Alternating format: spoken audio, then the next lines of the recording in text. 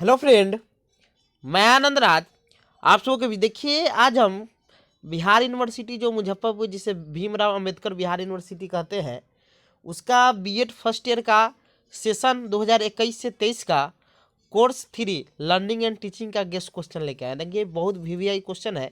देखिए इससे पहले हम कोर्स 1 आपका जो चाइल्डहुड एंड ग्रोविंग अप है उसका हम गेस कर दिए हैं, और कोर्स 2 आपका कंटेम्प्रोरी इंडियन एजुकेशन है उसका भी गेस कर दिए। जो नहीं देखेंगे प्लेलिस्ट में जाइएगा, लिखा होगा वीवीआई क्वेश्चन बिहार यूनिवर्सिटी 2021 से 23 सेशन, वहाँ पर खोलिएगा तो आपको मिल जाएगा पेपर 1 2 3 सब का, समझे। अब आपको एक और चीज़ बताते हैं, किन्हीं को देखिए इस सब का हम वीडियो अपने चैनल पर यूट्यूब पर डाल दिए हैं, और किन्हीं को पीडीएफ चाहिए तो कुछ पे करके, बहुत कम पे करके आप पीडीएफ ले सकते हैं। इस नंबर पर व्हाट्सएप करके आप ले सकते हैं 9576002401 पर, समझे। और जिनको वीडियो से ही पढ़ना तो वीडियो आपका पूरा डाला हुआ है, आप जाके प्लेलिस्ट में जाइएगा, वहाँ लर्निंग एंड टीचिंग का प्लेलिस्ट खोलिएगा, आपको सब वीडियो मिल जाएगा। चलिए अब देखते हैं क्या क्या लिखा हुआ है, फिर आते हैं सब अपने क्वेश्चन पर। देखिए लिखा हुआ है BEd first year VVI question 2022 में आपका एग्जाम होगा जुलाई तक, जुलाई मतलब आपका जून जुलाई तक एग्जाम हो जाएगा, समझे। इसीलिए अभी से ही पढ़ाई पे एकदम लग जाइए, समझे। देखिए जो आपका पेपर 1 2 3 होता है वो आपका 80 नंबर का थ्योरी होता है, 20 नंबर का प्रैक्टिकल होता है, समझे। तो 80 लिखा हुआ है। टाइम 3 घंटा मिलता है। बिहार यूनिवर्सिटी मुजफ्फरपुर आपका हो गया। कोर्स 3 पेपर का नाम हुआ लर्निंग एंड टीचिंग अधिगम शिक्षण, समझे। अब देखिए इसमें आपका 5 यूनिट पढ़ना है, समझे। आपका जो कोर्स 3 है इसमें 5 यूनिट पढ़ना है, 10 क्वेश्चन रहेगा, 5 को एग्जाम में आपको मतलब जवाब देना है। एक क्वेश्चन आपका 16 नंबर का रहता है, 16 पचे 80। अब देखिए यूनिट 1 में एकदम आप कैसे भी रोकेगा के जैसे भी आपको अधिगम पढ़ के ही जाना है, एकदम आएगा ही आएगा। एक अधिगम से क्वेश्चन रहता ही रहता है, समझे, कि अधिगम का क्या अर्थ, परिभाषा, ये सब पूछेगा। उसके प्रकारों का वर्णन, क्वेश्चन पढ़ के जाइएगा एकदम जैसे भी आप, क्योंकि एग्जाम में आपको अच्छा नंबर ले आना है तो आपको सब यूनिट से एक क्वेश्चन लिखना पड़ता है, समझे। इसीलिए यूनिट 1 से अधिगम से क्वेश्चन रहेगा ही रहेगा। तो वही क्वेश्चन है कि अधिगम या सीखने की परिभाषा दे तथा इसके प्रकारों का वर्णन करें, यानी define learning and explain type, समझे। बहुत वीवीआई क्वेश्चन है, इसको पढ़ ही के जाइएगा, समझे, कि अधिगम या सीखने की परिभाषा दे तथा इसके प्रकारों का वर्णन करें। दूसरा यूनिट में देखिए अब क्वेश्चन है, देखिए क्वेश्चन को समझिएगा। देखिए जो पहला यूनिट में दूसरा क्वेश्चन पूछा जाता है वो अधिगम के सिद्धांत से पूछा जाता है, समझे।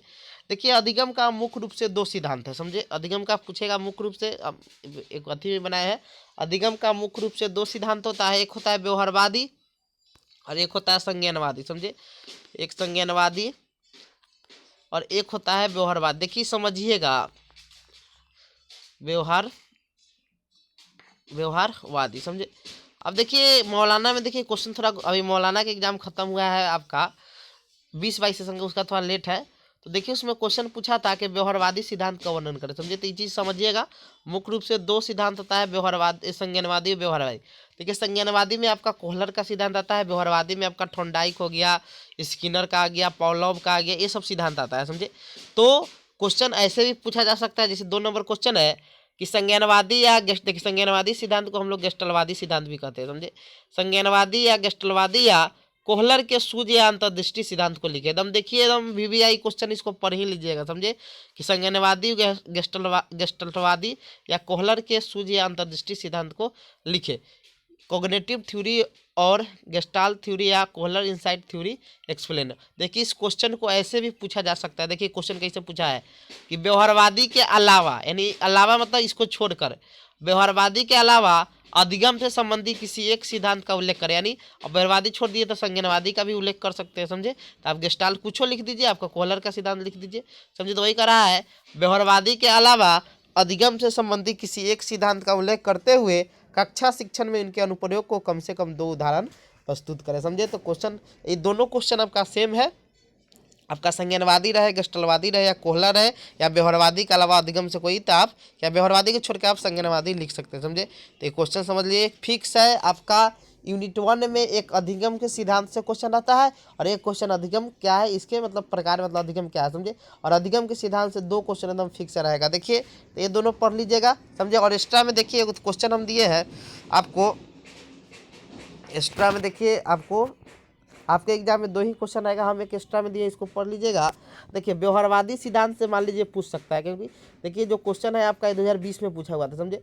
तो व्यवहारवादी सिद्धांत से भी क्वेश्चन आ सकता है, इसीलिए क्वेश्चन दिए हैं कि स्किनर के क्रिया प्रस्तुत सिद्धांत की विवेचना करें। समझे, यानी स्किनर का जो क्रिया या क्वेश्चन इसको ऐसे ही पूछ सकता है कि व्यवहारवादी सिद्धांत का वर्णन करें। समझे, तो स्किनर के क्रिया प्रस्तुत सिद्धांत दे, अब व्यवहारवादी देगा तो आप थॉर्नडाइक भी कुछ लिख सकते हैं, क्योंकि इसमें पॉलोव का भी आता है, स्किनर का भी आता है, थॉर्नडाइक का भी आता है। समझे, तो वही करा है, स्किनर के क्रिया प्रस्तुत सिद्धांत की विवेचना करें, यानी discuss the operate condition theory of Skinner. समझे, तो 3 क्वेश्चन पढ़ लीजिएगा यूनिट 1 में, इससे ज़्यादा आपको पढ़ने की कोई आवश्यकता ही नहीं है। समझे, तो वही 3 क्वेश्चन आप क्या कीजिएगा, देख लीजिएगा। अधिगम या सीखने की परिभाषा, तो इसके प्रकार, संज्ञानवादी, गेस्टलवादी या कोहलर सिद्धांत, तो इसी को पूछ सकता है इसे।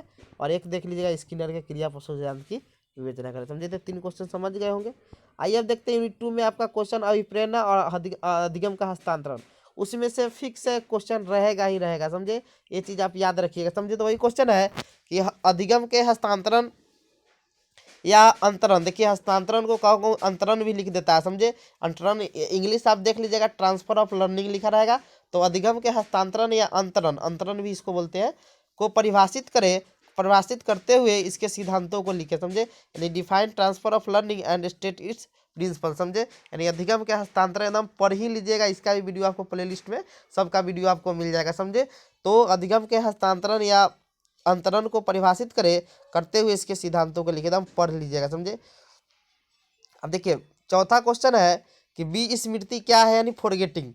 विस्मृति या विस्मरण को प्रभावित करने वाले कारक कौन कौन है, यानी what is forgetting, who are the factor of forgetting. समझे, यानी फिर विस्मृति या इसी को विस्मरण कहते हैं, यानी भूलना कहते हैं इसको पढ़ लीजिएगा। देखिए, अब एक्स्ट्रा में क्वेश्चन दिए हैं, अभिप्रेरणा से हर साल क्वेश्चन आता है, इसीलिए इसको देना एकदम जरूरी है। तो वही क्वेश्चन है कि अभिप्रेरणा क्या है, एक शिक्षक होने के नाते बच्चों को अभिप्रेरित करने के लिए कौन कौन से उपाय करेंगे। यानी कह रहा है कि अभिप्रेरणा क्या है, एक शिक्षक होने के नाते बच्चों को अभिप्रेरित करने के लिए कौन कौन से उपाय करेंगे। तो यूनिट 2 में इतना क्वेश्चन पढ़ लीजिएगा, यही आपके लिए क्या रहेगा, सफिशिएंट रहेगा। आइए देखते हैं यूनिट 3। देखिए, यूनिट 3 में आपका शिक्षण से तो क्वेश्चन एक रहेगा ही रहेगा। समझे, एकदम फिक्स है, रहेगा ही रहेगा। समझे, तो ये कह रहा है कि शिक्षण की अवधारणा को परिभाषित करे तथा इसकी विभिन्न अवस्थाओं को विस्तृत रूप से समझाए। यानी शिक्षण क्या है, इसकी 3 अवस्था होता है ना, शिक्षण से पूर्व शिक्षण और शिक्षण के पश्चात, इसकी क्या करना है कि अवस्थाओं को क्या करना है, समझाना है। अब देखिए छठा क्वेश्चन है, एकदम VVI क्वेश्चन है। समझे, कि शिक्षण एक नियोजित या जटिल या योजनाबद्ध गतिविधि है, वर्णन करें। यानी शिक्षण क्या है, एक नियोजित या योजनाबद्ध या जटिल गतिविधि है, क्या करना है, इसको वर्णन करना है। यानी teaching is a plan activity, explain it your word. समझे, और एक्स्ट्रा में देखिए क्वेश्चन है, देखिए तो आपका यूनिट 2 का क्वेश्चन है, लेकिन हम दे दिए इसमें, लेकिन देख लीजिएगा कि सीखने की कौन कौन सी विधियां है, इनमें से किन्हीं 2 का उल्लेख करें। समझे, यानी सीखने की कौन कौन सी विधियां है, इनमें से किन्हीं 2 का क्या करना है, उल्लेख करना। तो इतना क्वेश्चन आप यूनिट 3 में पढ़ लीजिएगा। समझे, कि शिक्षण, फिर उसके बाद शिक्षण एक नियोजित है और एक सीखना के कौन कौन से विधि है।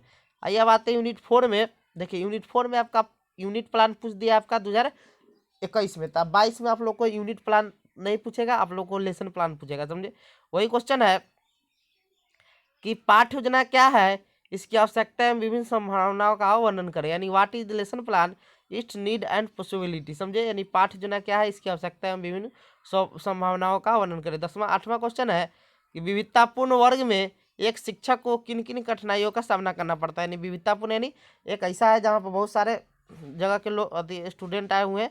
वही कह रहा है कि विविधतापूर्ण वर्ग में एक शिशु को किन किन कठिनाइयों का सामना करना पड़ता है।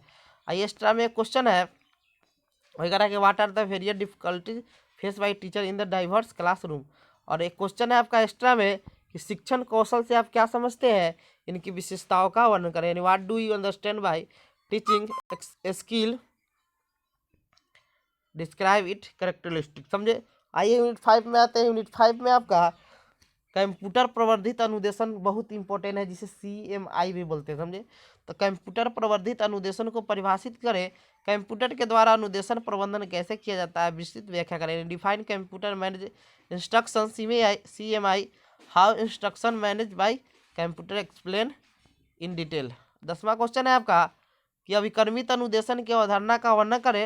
यानी ये भी बहुत है, प्रोग्राम इंस्ट्रक्शन बहुत इंपॉर्टेंट है। समझे, नहीं what are the concept of programme instruction. और एक्स्ट्रा में क्वेश्चन है कि व्यवहारवादी, मानवतावादी तथा रचनावादी परिप्रेक्ष्य के अंतर्निहित मान्यताओं का तुलना करें। समझे, तो इतना क्वेश्चन आप देख लीजिएगा, आपका क्या होगा, कोर्स 3 क्या हो जाएगा कि अच्छा से निकल जाए। कोर्स 3 बहुत भारी सब्जेक्ट माना जाता है। समझे, तो इसीलिए आपको क्या करना होगा, इसको अच्छा से पढ़ना होगा।